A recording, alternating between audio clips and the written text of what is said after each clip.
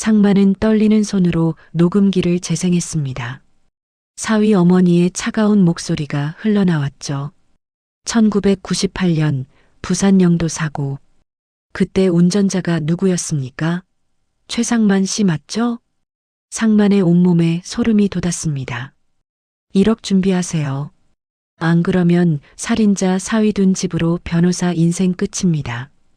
도진의 울부짖는 목소리가 들렸습니다. 제발 우리 딸한테만은 말하지 마세요. 제발이요. 내 아내가 이런 협박을 받고 있었다니. 최상만은 도대체 무슨 일이 벌어지고 있는 건지 이해할 수 없었습니다. 27년 전 자신이 정말 누군가를 죽였다는 말인가요?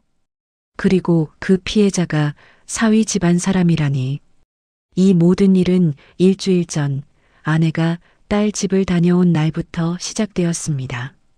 그날 이후 아내는 한마디 말도 하지 않은 채 매일 밤 통곡했고 남편 최상만은 결국 아내 가방에 녹음기를 숨기는 선택을 했습니다.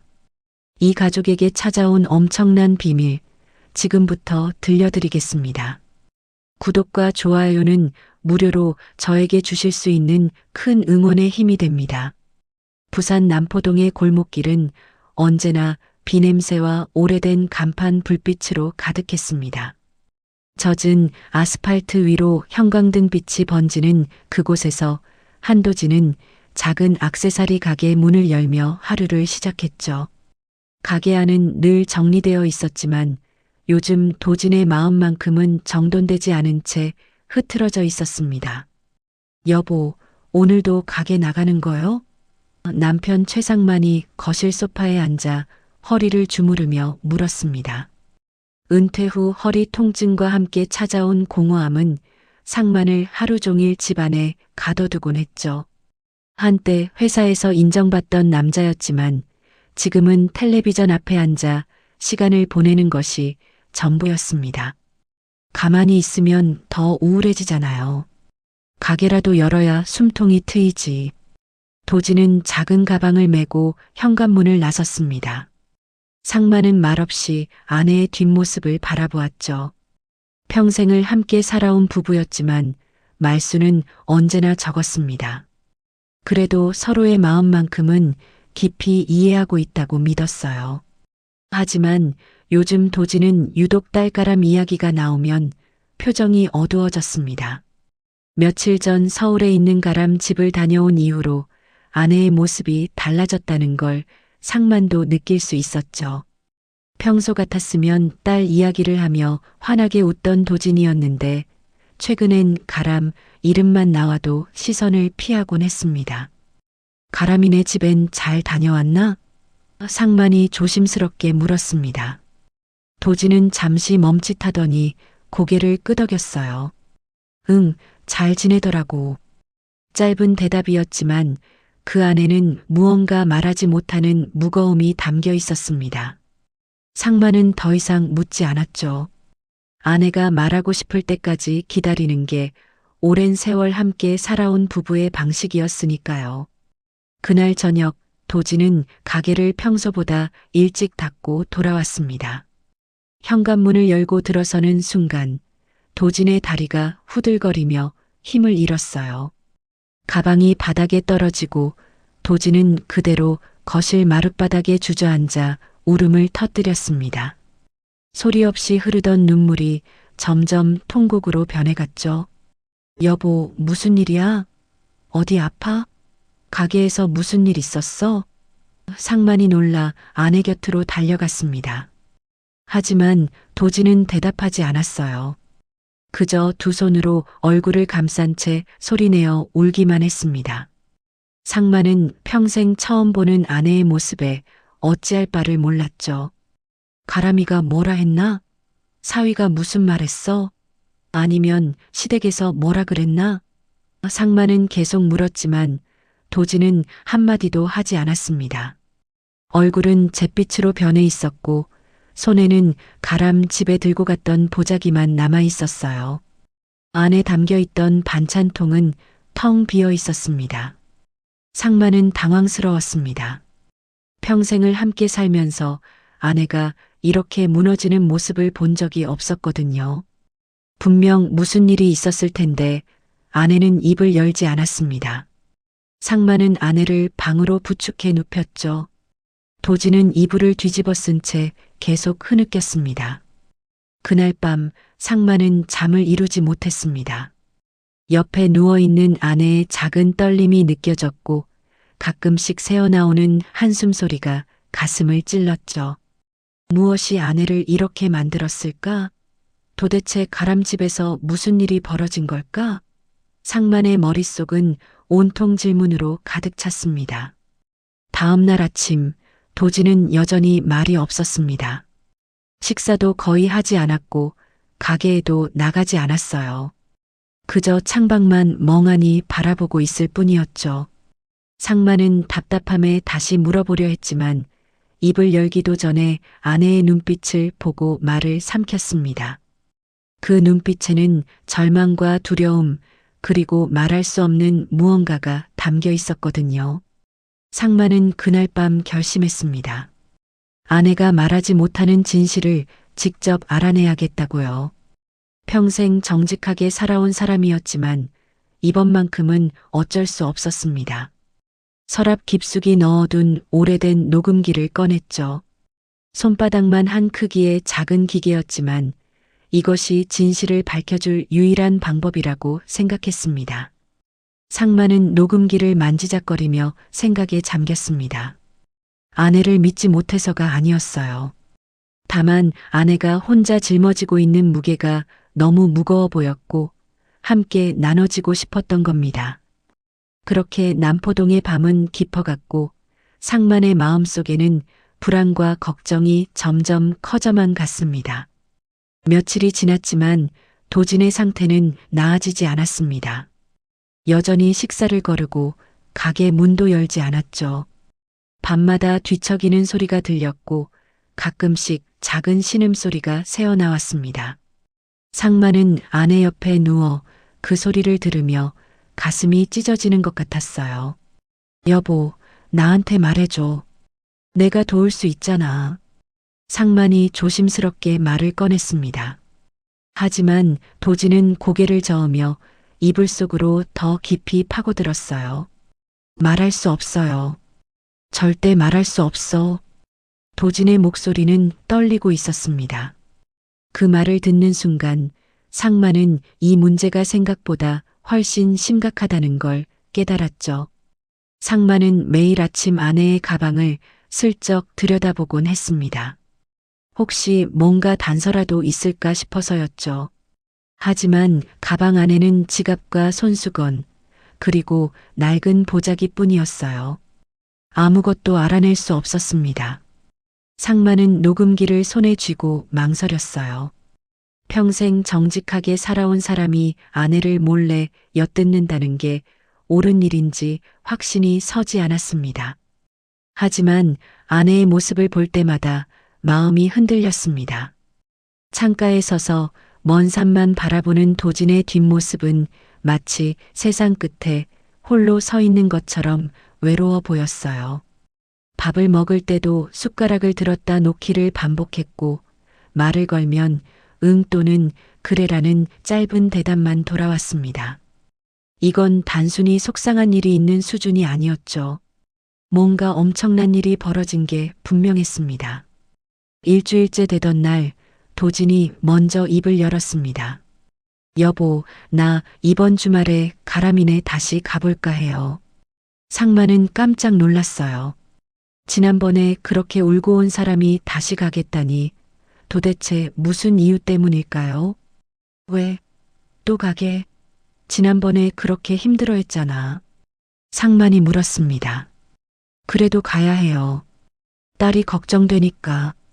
도진의 목소리는 단호했지만 눈빛은 불안으로 가득 차 있었습니다. 상만은 아내의 표정을 자세히 살폈어요. 입술은 떨리고 있었고 손은 계속 옷깃을 만지작거리고 있었죠. 분명 두려워하고 있었습니다. 그런데도 다시 가겠다고 하는 이유가 뭘까요? 상만은 그날 밤 결심을 굳혔습니다. 더 이상 망설일 수 없었어요. 작은 녹음기를 꺼내 배터리를 확인했습니다. 다행히 작동했죠. 녹음 버튼을 눌러보니 빨간 불빛이 깜빡였습니다. 상마는 조심스럽게 녹음기를 아내의 가방 안쪽 주머니에 숨겼어요. 보자기 아래쪽 깊숙한 곳이라 쉽게 발견되지 않을 위치였습니다. 손이 떨렸습니다. 이게 옳은 일인지 여전히 확신할 수 없었지만 아내를 혼자 두고 볼 수는 없었어요. 뭔가 도진을 괴롭히고 있고 그게 가람과 관련된 일이라면 상만도 알아야 했습니다. 가족 문제는 혼자 짊어지는 게 아니니까요. 주말이 되었습니다. 도진은 새벽부터 반찬을 준비했어요. 가람이 좋아하는 된장찌개 재료를 챙기고 멸치볶음도 만들었습니다. 평소 같았으면 흥얼거리며 요리했을 텐데 오늘은 말없이 움직이기만 했죠. 상마는 부엌 입구에 서서 아내를 지켜봤습니다. 도진의 눈가가 벌써부터 붉어지고 있었어요. 여보, 내가 같이 갈까? 상만이 물었습니다. 하지만 도진은 고개를 저었어요. 아니에요. 혼자 갈게요. 왜? 나도 가람이 보고 싶은데. 다음에 같이 가요. 오늘은 제가 혼자 다녀올게요. 도진의 말투는 단호했지만 어딘가 애원하는 듯한 느낌이 들었습니다. 상마는 더 이상 고집 부리지 않았습니다. 대신 속으로 다짐했죠. 아내가 돌아오면 가방 속 녹음기를 확인하겠다고요. 그리고 무슨 일이 벌어지고 있는지 정확히 알아내겠다고 말입니다. 도진은 보자기에 반찬통을 싸서 가방에 넣었어요. 그 순간 상만의 심장이 빠르게 뛰기 시작했습니다. 녹음기가 발각되지는 않을까 하는 불안 때문이었죠. 다행히 도진은 아무것도 눈치채지 못했습니다. 가방을 메고 현관으로 향했어요. 다녀올게요. 조심해서 다녀와. 저녁까지는 들어와. 상만이 말했습니다. 도진은 고개를 끄덕이고 문을 열었죠. 상만은 창문 너머로 아내가 골목 끝으로 사라질 때까지 지켜봤습니다. 아내가 보이지 않자 상만은 깊은 한숨을 내쉬었습니다. 가슴이 답답했어요. 이게 옳은 일일까? 아내를 믿지 못해서 하는 행동은 아닐까? 여러 생각이 머릿속을 스쳤지만 결국 한 가지 결론에 도달했습니다. 가족을 지키기 위해서는 진실을 알아야 한다는 것이었죠. 상마는 거실 소파에 앉아 시계를 바라봤습니다. 부산에서 서울까지는 기차로 2시간 반 정도 걸립니다. 가람 집에 도착하면 점심때쯤 될 거예요. 그리고 몇 시간 후 도진은 다시 돌아올 겁니다. 그때까지 상마는 기다려야 했어요. 긴 하루가 시작되었습니다. 시간은 느리게 흘러갔습니다.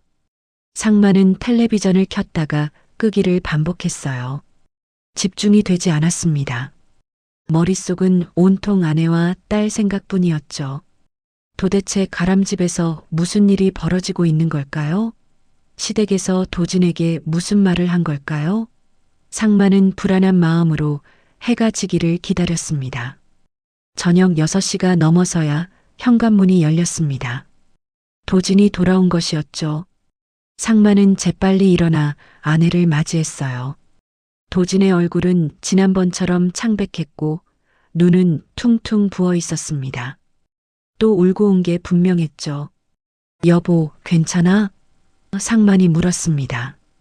도진은 아무 말 없이 고개만 끄덕였어요. 그리고 가방을 소파에 내려놓았습니다. 바로 그 순간이었습니다. 상만의 눈이 가방에 고정되었죠. 저 안에 진실이 담겨 있었습니다. 여보, 좀 쉬어요. 내가 저녁 차릴 테니까. 상만이 아내의 어깨를 가볍게 두드렸습니다. 도진은 고개만 끄덕이고 방으로 들어갔어요. 발걸음이 무거웠죠. 평소 같았으면 아니에요. 제가 할게요라고 말했을 텐데 오늘은 그럴 기력조차 남아있지 않은 것 같았습니다. 상만은 부엌으로 향하는 척하다가 거실로 돌아왔습니다. 소파 위에 놓인 가방이 보였어요. 심장이 빠르게 뛰기 시작했죠. 방문 쪽을 힐끗 쳐다봤습니다. 도진이 옷을 갈아입는 소리가 들렸어요. 지금이 기회였습니다. 상마는 조심스럽게 가방 지퍼를 열었습니다. 손이 떨렸어요. 보자기 아래쪽을 더듬자 작고 딱딱한 물체가 손에 잡혔죠. 녹음기였습니다. 상마는 재빨리 녹음기를 꺼내 주머니에 넣었어요. 그리고 다시 지퍼를 닫고 부엌으로 향했습니다. 가슴이 두근거렸죠. 저녁 준비를 하는 동안 상만의 머릿속은 복잡했습니다. 주머니 속 녹음기가 마치 뜨거운 돌덩이처럼 느껴졌어요. 당장이라도 들어보고 싶었지만 아내가 깨어있는 동안에는 불가능했습니다. 기다려야 했죠. 진실을 마주할 준비를 하면서 말입니다. 식사 시간이 고통스러웠습니다. 도진은 밥 한 숟가락 먹고 젓가락을 내려놓았어요. 많이 먹어, 기운 내야지. 상만이 말했지만 도진은 고개를 저었습니다. 입맛이 없어요. 먼저 들어가 있을게요.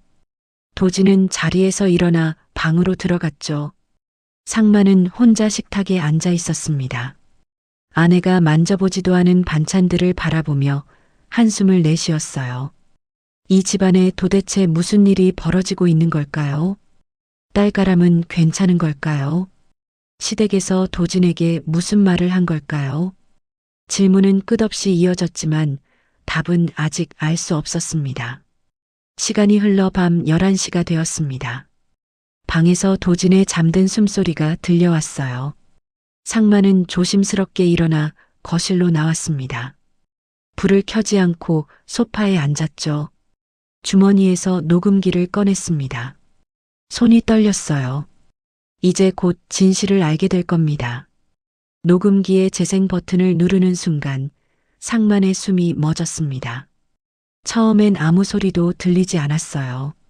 그저 바람 소리와 발소리만 녹음되어 있었죠. 아마도 도진이 가람 집으로 걸어가는 소리인 것 같았습니다. 상만은 귀를 녹음기에 바짝 가져다 댔어요. 문 열리는 소리가 들렸습니다. 그리고 도진의 목소리가 흘러나왔죠. 가람아, 엄마 왔어. 어머니 오셨어요. 가람의 목소리는 밝았지만 어딘가 어색했습니다. 그 뒤로 발소리가 이어졌고 누군가 차를 따르는 소리도 들렸어요. 잠시 후 낯선 여자의 목소리가 들렸습니다. 나이든 여성의 목소리였는데 톤이 차갑고 날카로웠어요. 장모님, 이런 식으로 갑자기 오시면 곤란합니다. 상마는 몸이 굳었습니다. 사위의 어머니였죠. 고명자라는 이름의 여성이었습니다. 제가 뭐 잘못했습니까? 그냥 딸이 걱정돼서 왔는데요. 도진의 목소리는 떨리고 있었습니다. 상마는 녹음기를 더 세게 쥐었어요. 손바닥에 땀이 배어 나왔죠. 딸 걱정이면 장모님이 먼저 해결해야 할 게 있지 않나요? 고명자의 목소리는 점점 더 차가워졌습니다. 잠시 침묵이 흘렀습니다. 그리고 고명자가 다시 입을 열었어요. 사실대로 고백하세요. 1998년 부산 영도 사고. 그 피해자가 누군지 장모님도 아시죠? 상만의 머릿속이 하얗게 변했습니다. 1998년 영도 사고? 그게 대체 무슨 말인가요? 상만은 기억을 더듬었습니다. 1998년이면 지금으로부터 27년 전이었어요. 상만이 운송회사에서 일하던 시절이었죠. 그때 무슨 일이 있었던가요? 머릿속이 복잡했지만 명확한 기억이 떠오르지 않았습니다. 녹음기에서 고명자의 목소리가 계속 흘러나왔습니다. 그때 운전자가 누구였습니까? 최상만 씨 맞죠? 그 순간 상만의 온몸에 소름이 돋았습니다. 자기 이름이 나온 겁니다. 그것도 사고와 연관되어서 말이죠. 상만은 녹음기를 붙잡은 채 숨도 제대로 쉬지 못했어요. 도진의 울음소리가 들렸습니다. 제 남편은 그때 회사에 속았어요. 아무것도 모르고 운전했을 뿐이에요. 도진의 목소리는 애원하듯 떨리고 있었습니다. 상만은 믿을 수가 없었어요. 아내가 무슨 말을 하고 있는 건가요? 자기가 뭘 잘못했다는 건가요? 고명자의 목소리는 더욱 냉정해졌습니다. 그래서 뭐요? 우리 오빠가 죽고 도경이는 아버지 없이 컸어요. 지금 와서 모른 척 하겠다는 겁니까? 상만의 머릿속에서 무언가 터지는 것 같았습니다. 오빠, 죽었다고? 아버지 없이 자랐다고? 도대체 무슨 소리인가요? 상만은 녹음기를 소파에 내려놓고 두 손으로 머리를 감쌌습니다. 숨이 막혔어요. 가슴이 답답하고 어지러웠죠. 이게 현실인가요? 자기가 누군가를 죽였다고요? 그것도 사위의 삼촌을요? 상만은 그런 기억이 전혀 없었습니다. 녹음기는 계속 재생되고 있었습니다. 고명자의 목소리가 다시 들렸어요. 가람이가 우리 집에 시집 온 건 도경이 선택이지만 최상만 씨가 가해자라면 이야기가 달라져요. 상만의 손이 떨렸습니다. 가해자? 자기가 가해자라고요? 그 다음에 나온 말이 상만의 심장을 멈추게 만들었습니다. 장모님 약속대로 1억 준비하세요. 안 그러면 살인자 사위 둔 집으로 변호사 인생 끝입니다. 1억? 살인자? 변호사? 상만은 머릿속이 혼란스러웠어요. 가람의 남편 도경이 변호사라는 건 알고 있었지만 왜 갑자기 살인자, 사위 이야기가 나오는 건가요? 도진의 흐느끼는 소리가 녹음기에서 흘러나왔습니다. 제발 우리 딸한테만은 말하지 마세요. 제발이요. 아내의 애원하는 목소리를 듣는 순간 상만의 눈에서 눈물이 흘러내렸습니다. 아내가 이런 고통을 혼자 견디고 있었던 겁니다. 녹음이 거기서 끊겼습니다. 상만은 녹음기를 손에 쥔 채 한참 동안 움직이지 못했어요. 거실은 어둡고 조용했지만 상만의 머릿속은 폭풍우가 몰아치고 있었습니다. 자기가 사람을 죽였다고요? 그것도 사위 가족을요? 그래서 아내가 협박을 받고 있었던 건가요? 상만은 천천히 고개를 들어 방 쪽을 바라봤습니다. 문틈 사이로 아내의 잠든 모습이 어렴풋이 보였어요. 평생 함께 살아온 아내가 이런 무게를 혼자 짊어지고 있었다니 상만의 가슴이 찢어지는 것 같았습니다. 눈물이 멈추지 않았죠. 상만은 그날 밤 한숨도 자지 못했습니다. 녹음기를 손에 쥔 채 거실 소파에 앉아 있었어요. 머릿속은 온통 혼란스러웠죠. 1998년 영도 사고? 자기가 누군가를 죽였다고요? 아무리 기억을 더듬어도 그런 일은 떠오르지 않았습니다. 새벽 5시가 되어서야 상만은 겨우 기억의 한 조각을 끄집어냈습니다. 1998년 그때 상만은 운송회사에서 트럭을 몰고 있었어요. 어느 날 회사에서 급한 배송건이 있다며 밤늦게 운전하라고 지시했었죠. 피곤했지만 거절할 수 없었습니다. 가족을 먹여 살려야 했으니까요. 그날 밤 영도 다리 근처에서 사고가 있었습니다. 하지만 상만의 기억 속에서 그 사고는 자기가 낸 게 아니었어요. 옆 차선에서 택시 한 대가 갑자기 끼어들었고 그 택시가 오토바이와 부딪혔던 것으로 기억했습니다. 상만은 그냥 지나쳤을 뿐이에요. 그런데 며칠 후 회사에서 상만을 불렀습니다. 자네가 그날 사고를 냈어. 경찰에서 조사하러 올 거야. 상만은 황당했죠. 저는 사고를 낸 적 없습니다. 옆 차선 택시가 부딪혔어요. 하지만 회사 사장은 고개를 저었습니다. 목격자 진술이 다 나왔어. 자네 트럭이 오토바이를 쳤다고 나와 있어. 상만은 억울했지만 어쩔 도리가 없었습니다. 가난한 트럭 운전사의 말을 누가 믿어주겠습니까? 회사는 보험 처리를 해주겠다며 상만에게 합의하라고 종용했어요. 가족 생각해서라도 조용히 넘어가. 우리가 다 알아서 처리해 줄 테니까. 상만은 결국 고개를 숙였습니다. 그 후로 몇 달 동안 회사가 알아서 처리했고 상만은 피해자 가족에게 얼굴 한 번 보지 못했어요. 회사에서 합의금을 냈다고 했고 상만은 그저 월급에서 조금씩 공제되는 돈을 묵묵히 감수했습니다. 그렇게 시간이 흐르면서 그 일은 잊혀졌죠. 하지만 지금 녹음기 속 목소리는 완전히 다른 이야기를 하고 있었습니다. 피해자가 죽었다고요? 그리고 그 피해자가 사위의 삼촌이라고요? 상만은 손으로 얼굴을 감쌌습니다. 이 모든 게 악몽 같았어요. 상만은 떨리는 손으로 다시 녹음기를 재생했습니다. 혹시 놓친 부분이 있을까 싶어서였죠. 고명자의 차가운 목소리가 다시 흘러나왔어요. 1억 준비 못하면 가람이 결혼 생활도 끝이에요. 살인자 딸로 평생 살게 할 겁니다. 상만의 손이 떨렸습니다. 딸 가람까지 위협받고 있었던 겁니다. 자기 때문에 아내가 고통받고 딸의 결혼까지 흔들리고 있었어요. 상만은 주먹으로 소파를 쳤습니다. 분노와 좌절감이 동시에 밀려왔죠. 해가 뜨기 시작했습니다. 방에서 도진이 일어나는 소리가 들렸어요. 상만은 재빨리 녹음기를 주머니에 넣었습니다. 아내에게 들켰다는 걸 알리고 싶지 않았어요. 아직은 아니었습니다.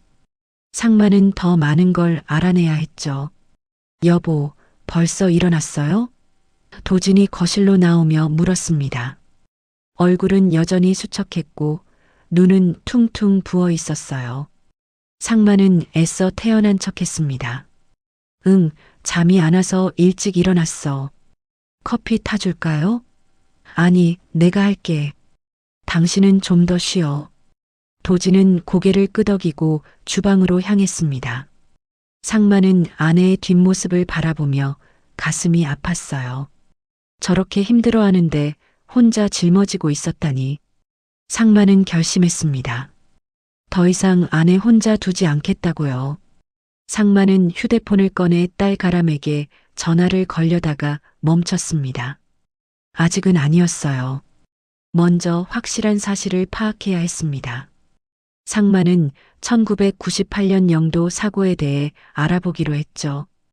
당시 회사는 이미 문을 닫았지만 혹시 기록이 남아있을지도 몰랐습니다.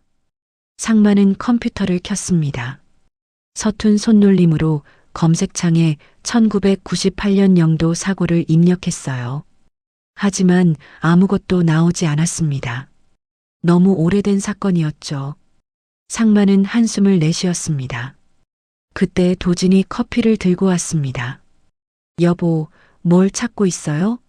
아, 아무것도 아니야. 그냥 뉴스 좀 보려고. 상만은 재빨리 화면을 닫았어요.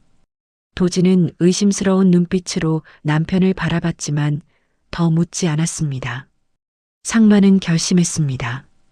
오늘 딸에게 전화를 걸어 직접 물어보겠다고요.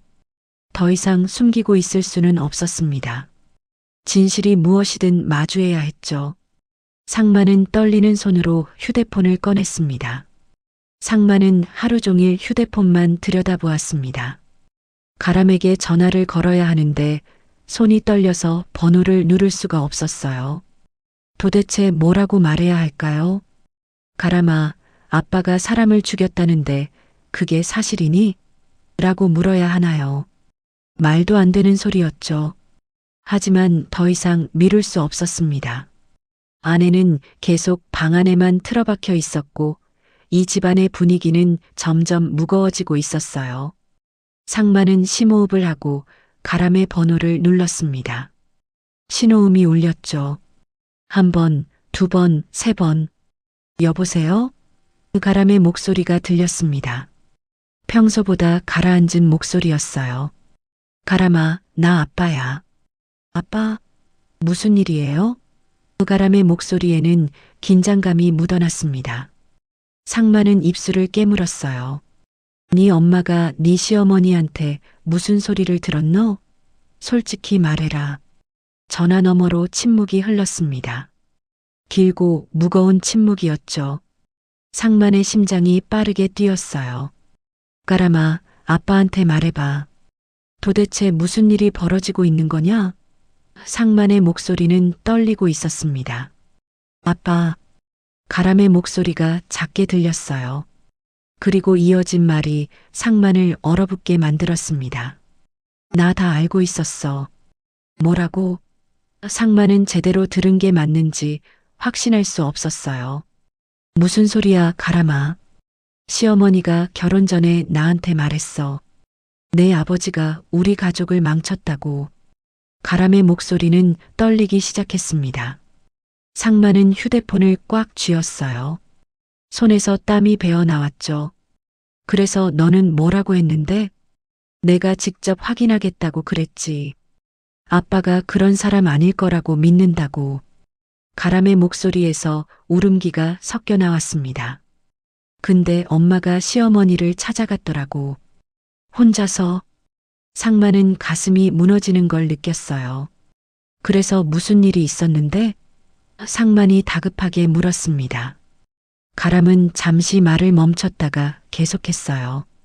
시어머니가 엄마한테 돈을 요구했어. 1억이라고. 안 그러면 우리 집안을 완전히 망가뜨리겠다고 했대. 상만의 머릿속이 하얗게 변했습니다. 1억? 어디서 그런 돈을 구한다는 말입니까? 평생 모은 돈을 다 합쳐도 그 절반도 안 됐어요. 가람아, 그게 무슨 소리냐? 아빠는 사고를 낸 적이 없어. 회사에서 억지로 떠넘긴 거야. 아빠. 가람의 목소리가 울음으로 변했습니다. 나도 그렇게 믿고 싶어. 근데 시어머니는 증거가 있다고 했어. 당시 사고 기록이랑 목격자 진술이랑 다 있다고. 상만은 숨이 막혔어요. 증거? 어떤 증거가 있다는 건가요? 가람아, 아빠 말 좀 들어봐. 아빠는 정말로. 상만이 말을 이어가려는 순간 가람이 먼저 말했습니다. 아빠, 나 이 결혼 계속해야 할지 모르겠어. 그 말을 듣는 순간 상만의 가슴 전체가 무너져 내렸습니다. 가람아, 그게 무슨 소리냐? 도경이랑 잘 지내고 있었잖아. 도경이는 괜찮아. 근데 시어머니가 계속 압박을 해. 매일 전화해서 엄마가 돈 준비했냐고 물어. 가람은 울면서 말했어요. 나 너무 힘들어. 남편과 친정 사이에 끼어서 어떻게 해야 할지 모르겠어. 상만은 아무 말도 할 수 없었습니다. 입이 떨어지지 않았어요. 자기 때문에 딸이 고통받고 있었습니다. 자기 때문에 아내가 무너지고 자기 때문에 가람의 결혼 생활이 흔들리고 있었죠. 상만의 눈에서 눈물이 흘러내렸습니다. 미안하다, 가람아. 아빠가 미안해. 상만은 겨우 그 말만 할 수 있었어요. 아빠, 울지 마. 아빠 잘못 아니야. 가람도 울고 있었습니다. 부녀가 전화기 너머로 함께 울었죠. 한참 후에 가람이 말했습니다. 아빠, 나 좀 생각할 시간이 필요해. 도경이랑도 진지하게 이야기해 봐야 할 것 같아. 그래, 가람아. 천천히 생각해. 상만은 떨리는 목소리로 대답했어요. 전화가 끊어졌습니다. 상만은 휴대폰을 손에 쥔 채 그대로 굳어버렸어요. 온몸에서 힘이 빠져나갔죠. 평생 가족을 위해 열심히 살아왔는데 이제 와서 가족을 무너뜨리는 사람이 되어버렸습니다. 상만은 거실 바닥에 주저앉았습니다. 두 손으로 얼굴을 감싸고 흐느꼈어요. 남자가 우는 건 보기 싫다고 늘 참아왔지만 이번만큼은 참을 수가 없었습니다. 어깨가 들썩거렸죠. 그때 방문이 열렸습니다.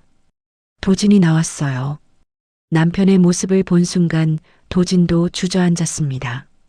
여보, 당신 왜 혼자 짊어지고 있었어? 왜 나한테 말하지 않았어? 상만이 울면서 물었습니다. 도진은 대답하지 못했습니다. 그저 남편 곁으로 다가가 앉았을 뿐이었어요. 두 사람은 거실 바닥에 나란히 앉아 말없이 울었습니다. 27년 전 일이 지금 이 가족을 산산조각 내고 있었죠. 그날 이후 사흘이 지났습니다. 상만과 도진은 거의 말을 하지 않았어요. 두 사람 모두 무거운 침묵 속에 갇혀 있었죠. 상만은 1998년 사고에 대해 계속 기억을 더듬었지만 명확한 답은 나오지 않았습니다. 도진은 방 안에서 나오지 않았고 가람에게서도 연락이 없었어요. 비가 내리는 목요일 오후였습니다. 상만은 창밖을 멍하니 바라보고 있었어요. 빗소리만이 고요한 집 안을 채우고 있었죠. 그때 현관 초인종이 울렸습니다. 상만은 깜짝 놀라 일어났어요. 누가 이 시간에 찾아온 걸까요? 문을 열자 한 노년 여성이 서 있었습니다. 지팡이를 짚고 비에 젖은 검은 외투를 둘러쓴 모습이었어요. 얼굴에는 깊은 주름이 패여 있었고 눈빛은 피곤해 보였죠. 여기 최상만 씨 댁 맞습니까? 노인의 목소리는 낮고 떨렸습니다. 예, 제가 최상만입니다만. 누구십니까? 상만이 조심스럽게 물었어요. 노인은 잠시 상만을 바라보다가 천천히 입을 열었습니다. 저는 1998년 영도 사고 피해자의 부인입니다. 그 순간 상만의 몸이 굳어버렸어요. 상만은 뒤로 한 걸음 물러섰습니다. 심장이 빠르게 뛰었죠. 방에 있던 도진도 현관으로 나왔어요. 노인의 모습을 본 도진의 얼굴이 창백해졌습니다. 여보, 이분이. 알아요. 도진의 목소리는 떨리고 있었습니다. 들어오시지요. 상만은 떨리는 목소리로 말했어요. 노인은 천천히 집 안으로 들어왔습니다. 지팡이 소리가 현관 바닥에 울렸죠. 상만과 도진은 노인을 거실로 안내했어요. 세 사람은 조용히 자리에 앉았습니다. 무슨 일로 오셨습니까? 상만이 먼저 물었습니다. 노인은 젖은 외투를 벗으며 긴 한숨을 내쉬었어요. 이 이야기를 하러 오기까지 오랜 시간이 걸렸습니다. 하지만 더 이상 미룰 수 없었어요. 노인의 목소리에는 무거운 슬픔이 담겨 있었습니다. 당신, 그날의 진짜 가해자가 아니라는 것, 제가 제일 잘 압니다.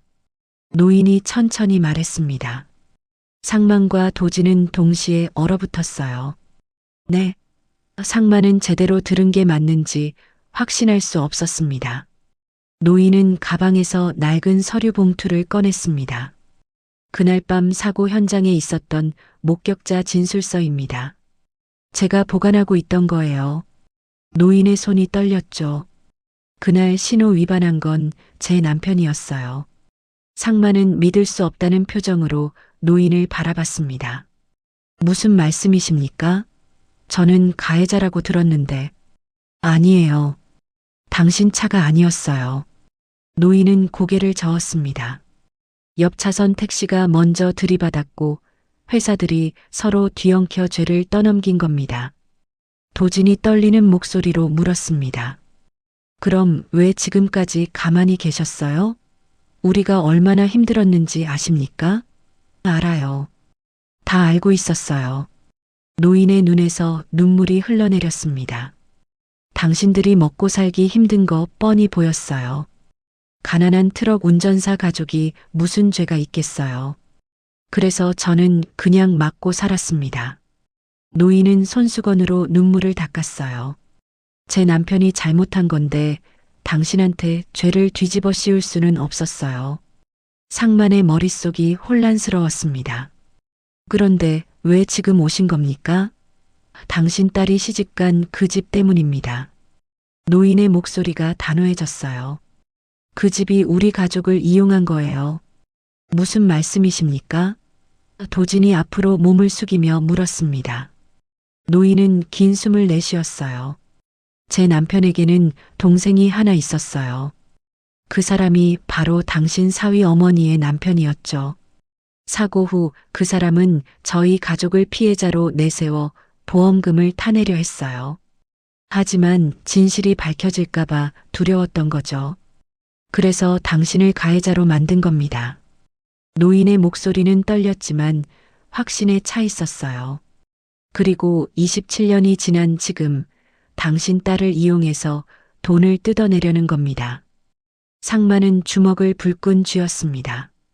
분노가 치밀어 올랐어요. 1억을 요구했습니다.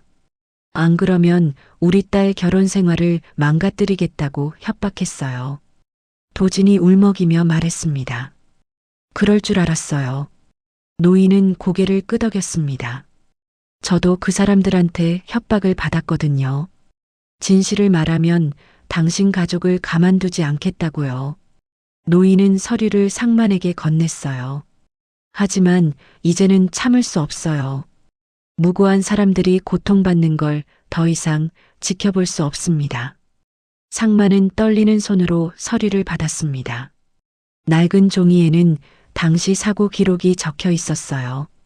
그리고 진짜 목격자의 진술이 담겨 있었죠. 상만의 눈에서 눈물이 흘러내렸습니다. 고맙습니다. 정말 고맙습니다. 상만은 노인의 손을 꽉 잡았어요. 도진도 노인 앞에 무릎을 꿇고 눈물을 흘렸습니다. 감사합니다. 정말 감사합니다. 노인이 돌아간 다음 날 상만은 가람에게 전화를 걸었습니다. 가람아, 아빠 말 좀 들어봐. 중요한 일이 생겼어. 아빠, 무슨 일이에요? 가람의 목소리는 여전히 지쳐 있었어요. 상만은 노인이 준 서류 이야기를 차근차근 설명했습니다. 전화 너머로 가람의 숨소리가 거칠어졌습니다. 그럼 아빠가 가해자가 아니었다는 거예요? 그래, 가람아. 아빠는 억울하게 누명을 썼던 거야. 상만의 목소리는 떨렸지만 확신에 차 있었어요. 그리고 시어머니 쪽 가족들이 이 모든 걸 꾸민 거라고 하더라. 긴 침묵이 흘렀습니다. 가람은 아무 말도 하지 않았어요. 상만은 딸이 충격을 받았다는 걸 알 수 있었죠. 가람아, 괜찮니? 아빠. 가람의 목소리가 갈라졌습니다. 나 지금 시댁 가볼게요. 가람아, 혼자 가면 안 돼. 위험할 수도 있어. 상만이 걱정스럽게 말했습니다. 하지만 가람의 목소리는 단호했어요. 아니에요. 이건 제가 직접 해결해야 해요. 제 결혼 생활이니까요. 전화가 끊어졌습니다. 가람은 서류를 가방에 넣고 시댁으로 향했습니다. 마음속에서는 분노와 배신감이 소용돌이쳤어요. 27년 동안 가족들을 속이고 이용했다니. 결혼 전부터 자기를 표적으로 삼았다니. 가람의 손은 떨렸지만 발걸음은 흔들리지 않았습니다. 시댁 아파트 앞에 도착했습니다. 가람은 심호흡을 하고 초인종을 눌렀어요. 문이 열렸고 시어머니 고명자가 나타났습니다. 어머니, 들어가도 될까요? 그래, 들어와. 고명자의 목소리는 차가웠습니다. 거실에는 남편 도경이 앉아 있었어요. 도경은 아내를 보자 일어서려 했지만 고명자가 손짓으로 제지했습니다. 앉아 있어. 내 아내가 무슨 말을 하러 왔는지 들어보자. 세 사람은 거실의 삼각형 구도로 앉았죠. 어머니, 말씀 좀 드릴 게 있어요. 가람이 먼저 입을 열었습니다. 고명자는 비웃듯 말했어요. 그래, 내 어머니가 돈 준비했다는 소리 하러 왔니? 아니요. 그게 아니라. 가람은 가방에서 서류를 꺼냈습니다. 진짜 가해자가 우리 아버지가 아니라는 증거를 가지고 왔어요. 가람의 목소리는 떨렸지만 명확했습니다. 고명자의 얼굴이 순간 굳어졌어요. 뭐라고? 당신들이 27년 동안 우리 가족을 속였다는 것도 알고 있어요. 가람은 서류를 테이블 위에 펼쳐놓았습니다. 당시 사고 기록과 진짜 목격자 진술서였어요. 그리고 휴대폰을 꺼내 녹음 파일도 준비했죠. 진짜 피해자 부인이 직접 오셔서 모든 걸 말씀해 주셨어요. 고명자의 얼굴이 하얗게 질렸습니다. 입술이 파르르 떨렸어요. 옆에 앉아있던 도경이 놀란 표정으로 어머니를 바라봤습니다. 엄마, 이게 다 뭐야? 도경아, 저건 다 조작된 거야. 저 집안이 우리를 속이려고. 고명자가 급하게 말했습니다. 조작이 아닙니다. 가람이 단호하게 말했어요. 여기 증거가 다 있어요. 신호 위반한 건 시할아버지였고 보험금 문제로 우리 아버지한테 죄를 뒤집어 씌운 거예요. 가람은 녹음 파일을 재생했습니다. 노인의 목소리가 거실에 울려 퍼졌어요. 진실을 증언하는 떨리는 목소리였죠. 고명자는 얼굴이 점점 더 창백해졌습니다. 도경은 믿을 수 없다는 표정으로 어머니를 쳐다봤어요. 엄마, 이게 정말이야? 도경아, 그건. 고명자가 변명하려 했지만 말문이 막혔습니다. 가람이 차갑게 말했어요. 어머니는 우리 집안을 이용해서 돈을 뜯어내려고 했던 거죠.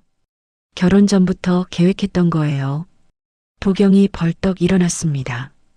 엄마, 대답해. 이게 사실이야, 아니야? 고명자는 고개를 떨구었어요. 대답하지 못했습니다. 그 침묵이 모든 걸 말해주었죠. 도경의 얼굴이 일그러졌어요. 가람아. 도경이 아내에게로 돌아섰습니다. 미안해. 정말 미안해. 나는 정말 몰랐어. 도경의 눈에서 눈물이 흘러내렸어요. 가람도 울음을 참으며 말했습니다. 나도 알아. 당신은 몰랐다는 거. 이제 우리 각자 선택할 시간이에요. 가람이 떨리는 목소리로 말했습니다. 나는 피해자가 아니라 평생 이용당한 사람이었을 뿐이에요. 하지만 이제는 더 이상 당하지 않을 거예요. 도경은 어머니를 바라봤습니다. 그리고 결심한 듯 말했어요. 가람아, 나도 내 편 설게. 그 말을 듣는 순간 가람의 눈에서 눈물이 쏟아졌습니다. 고명자가 소리쳤어요. 너까지 날 버릴 거야? 엄마가 아버지 없이 나를 키운 건 알아. 그게 얼마나 힘들었는지도 알아. 도경의 목소리는 떨렸지만 단호했습니다. 하지만 그걸 남 이용해서 해결하려 해선 안 됐어. 무고한 사람들을 고통에 빠뜨려선 안 됐다고. 고명자가 미친 듯이 외쳤습니다. 내가 너 아버지 없이 키운 걸 잊었어? 내가 얼마나 힘들었는데. 그래서 남의 인생을 망쳐도 된다는 거예요? 가람이 소리쳤어요. 우리 아버지도, 우리 엄마도, 저도 다 고통받았어요. 엄마. 도경이 어머니 앞에 무릎을 꿇었습니다.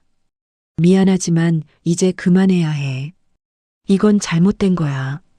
고명자는 아들을 밀쳐냈어요. 너도 날 배신하는구나. 내 아들까지. 고명자의 목소리는 분노와 절망으로 가득 찼습니다. 배신이 아니에요, 엄마. 바로잡는 거예요. 도경이 일어서서 가람의 손을 잡았습니다. 가람아, 우리 다시 시작하자. 제대로 된 시작을. 가람은 고개를 끄덕였어요. 두 사람은 손을 꼭 잡았습니다. 고명자는 소파에 주저앉아 울기 시작했습니다. 27년 동안 품어왔던 계획이 무너지는 순간이었어요. 증오와 거짓으로 쌓아 올린 탑이 산산조각 나는 소리가 들렸습니다. 가람과 도경은 집을 나섰어요. 아파트 복도에서 가람은 도경의 품에 안겨 울었습니다. 미안해, 정말 미안해. 도경이 아내를 꼭 안으며 말했어요. 나도 미안해. 우리 다시 시작하자.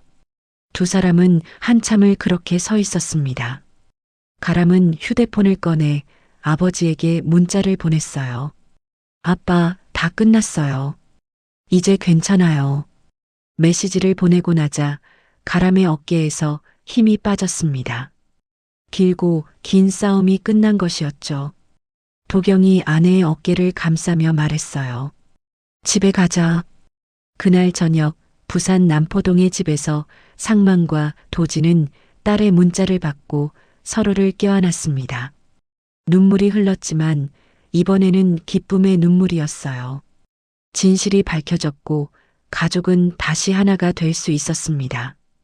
긴 악몽이 끝나는 순간이었죠. 몇 달이 흘렀습니다. 남포동의 봄은 따뜻한 햇살과 함께 찾아왔어요. 오래된 골목길에도 봄바람이 불어왔고 한도진의 액세서리 가게에는 다시 손님들이 찾아오기 시작했습니다. 도진의 얼굴에도 생기가 돌아왔죠. 여보, 내가 청소 도와줄게. 상만이 빗자루를 들고 가게 앞으로 나왔습니다. 허리는 여전히 완전히 펴지지 않았지만 예전보다는 훨씬 나아졌어요. 괜찮아요. 제가 할게요. 아니야, 같이 하자. 우리 이제 좀 웃고 살아야지. 상만의 말에 도진이 미소 지었습니다. 오랜만에 보는 환한 미소였어요. 두 사람은 나란히 서서 가게 앞을 청소했습니다. 지나가던 이웃들이 인사를 건넸죠. 상만 씨, 요즘 부부 사이 좋아 보이네. 그럼요. 이제야 숨 좀 쉬겠습니다.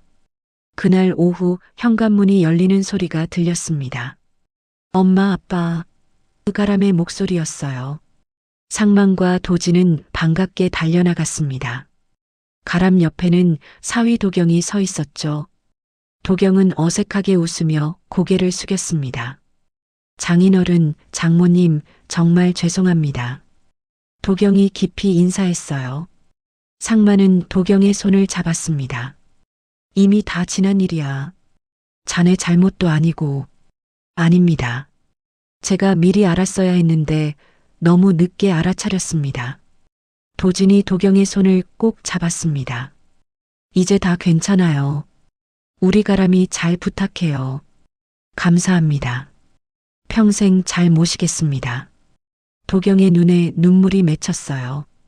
가람도 부모님을 껴안으며 울었습니다. 우리 포장마차 가자. 오늘은 내가 쏜다. 상만이 환하게 웃으며 말했습니다. 네 식구는 남포동 골목에 있는 단골 포장마차로 향했어요. 포장마차 아주머니가 반갑게 맞이했죠. 상만 씨 가족 오랜만이네. 오늘 뭐 드실래요? 오뎅탕이랑 소주 주세요. 상만이 주문했습니다. 따뜻한 국물이 테이블 위에 놓였고 소주잔이 채워졌어요. 상만이 잔을 들며 말했습니다. 살다 보면 억울한 일도 있고 기막힌 일도 있지만 결국 진실은 가만히 있어도 언젠간 얼굴을 드러내는 기라. 아빠 말씀이 맞아요. 가람이 아버지 손을 꼭 잡았습니다. 이제부터는 내가 엄마 아빠 지킬게요. 아이고, 우리 딸. 도진이 가람의 손을 쓰다듬었어요. 도경도 장인의 잔을 받아들며 고개를 숙였습니다. 그날 저녁 집으로 돌아온 상만과 도진은 우편함에서 편지 한 통을 발견했습니다. 노년 여성이 보낸 편지였어요. 도진이 조심스럽게 봉투를 열었습니다. 편지에는 짧은 글이 적혀 있었죠. 27년 동안 당신들 가족을 보면 마음이 아팠습니다. 제가 용기를 내지 못해 더 오랜 시간 고통받게 해서 미안합니다. 이제라도 편해지시길 바랍니다. 진실을 아는 사람 올림. 도진은 편지를 읽으며 눈물을 흘렸습니다. 상만이 아내의 어깨를 감싸며 말했어요. 여보, 이제 다 끝났어. 우리 앞만 보고 살자. 그래요. 이제 웃으며 살아요. 두 사람은 서로를 껴안았습니다. 남포동의 저녁 바람이 살며시 불어왔습니다. 창문 너머로 거리의 불빛이 반짝였고 멀리서 바다 냄새가 느껴졌어요. 상만과 도진은 창가에 나란히 서서 밤거리를 바라봤습니다. 손을 꼭 잡은 채로요. 여보, 고생 많았어. 당신도요. 두 사람은 서로를 바라보며 미소 지었습니다.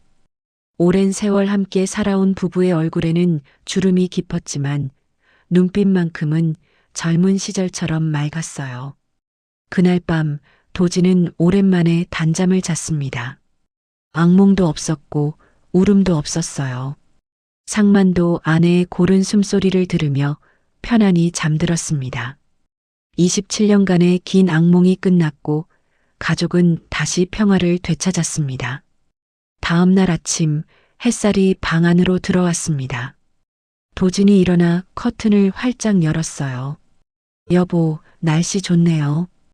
오늘 가게 일찍 나가야겠어. 나도 같이 갈게. 손님 많으면 도와줘야지. 상만이 일어나며 말했습니다. 두 사람은 나란히 아침을 먹고 가게로 향했습니다. 남포동 골목길을 걸으며 도진이 말했어요. 여보, 우리 참 많은 일을 겪었네요. 그래도 이렇게 함께 있잖아. 그것만으로도 감사한 일이지. 가게 문을 열자 봄바람이 안으로 불어들어왔습니다. 따뜻하고 부드러운 바람이었어요. 상만과 도진은 나란히 서서 바람을 맞으며 미소 지었습니다. 진실은 결국 드러나고 사랑하는 사람들은 다시 만나게 되어 있었습니다. 남포동의 봄은 그렇게 찾아왔고 한도진과 최상만의 새로운 일상이 시작되었습니다. 한 가족이 다시 평화를 찾기까지의 이야기였습니다. 오늘 이야기가 여러분 마음에 감동으로 전해졌기를 바랍니다. 구독과 좋아요, 그리고 댓글로 여러분의 생각도 나눠주세요. 오늘도 함께 해주신 여러분 감사합니다.